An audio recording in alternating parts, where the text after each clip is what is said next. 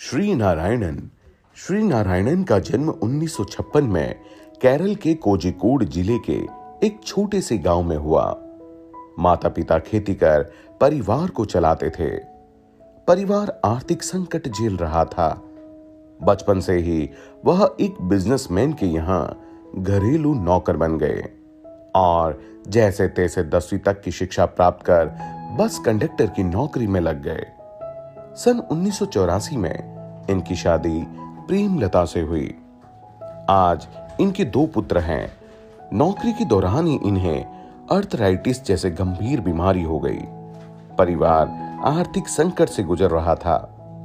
इसी दौरान इनको आरसीएम के प्रोडक्ट इस्तेमाल करने का मौका मिला। आरसीएम के हेल्थ गार्ड ऑयल से बहुत प्रभावित हुए और आरसीएम के बारे में उत्सुक होकर सभी को इसके प्रोडक्ट के बारे में बताने लगे। राह आसान नहीं थी, लेकिन यह पेशेंस के साथ लगे रहे और नित नए मुकाम हासिल करते गए। इन्होंने आरसीएम के टारगेट पूरे कर कई देशों की यात्रा की। जब हमारी शादी हुई थी तब यह एक बस कंडक्टर थे। उसी दौरान हमने एक छोटा सा घर बनवाया। उसी से हमारे ऊपर कर्जा हो गया और यह बीमार भी हो गए। जीवन में अंधेरा सा छा गया। तभी आरसीएम मिला और यह घर घर जाकर प्रोडक्ट बेचने लगे। मुझे शुरुआत से यह काम ठीक नहीं लगता था। हम 7 भाई बहन हैं। नारायण बचपन से ही बीमार रहते थे। पता नहीं था कि नारायण क्या कर पाएंगे। भाई जो है लोगों के घर जा जाकर सामान बेचता था। लोग उनका मजाक बनाते थे और वह मुझे बिल्कुल पसंद नहीं था। पूरे गांव में आरसीएम का प्रोडक्ट लेके जाते लोगों ने बहुत बुरा मांगा है। लोगों के मन में नेगेटिव एटीट्यूड था। उन्हें बहुत स्ट्रगल किया। एक बस में एक नॉर्मल कंडक्टर का काम कर रहा था पापा। सन 2005 में कोझिकोड में एक आरसीएम के सेमिनार में जाने का मुझे अवसर मिला। यहीं से मुझे पुनर्जीवन मिला। शुरुआत मैंने आरसीएम के प्रोडक्ट की रिटेलिंग से की और मैं कुछ ही समय में 50,000 रुपए के प्रोडक्ट प्रति माह बेचने लगा। धीरे धीरे नेटवर्क भी बढ़ने लगा। कई साथी मुझे बीच में ही छोड़कर चले गए, लेकिन मैं अपनी अपलाइन के संपर्क में हमेशा रहा और पॉजिटिव रहा और निरंतर काम करता रहा।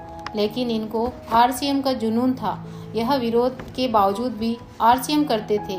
आज इन्हीं की सोच की वजह से हम एक बेहतरीन जिंदगी जी पा रहे हैं।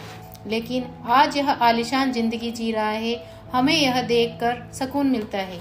लेकिन मुझे आज लगता है कि मैं पूरी तरह गलत था, क्योंकि कामयाबी है ना संघर्ष के कोख से ही जन्म लेती है। जब मैं फौज में था, जब उधर से जो फोन जो घर में करता था, तो हमेशा पापा बोलता है तो जब जितना फौज में है उससे ज़्यादा मैं कमाऊंगा।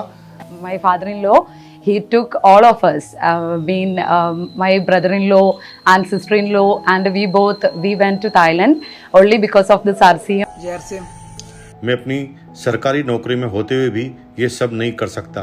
आज मुझे लगता है कि मुझे भी अब आरसीएम पर ध्यान देना चाहिए। सिर्फ अच्छा लाइफ ही देखा। अब वो आरसीएम का बड़ा आदमी बन गया।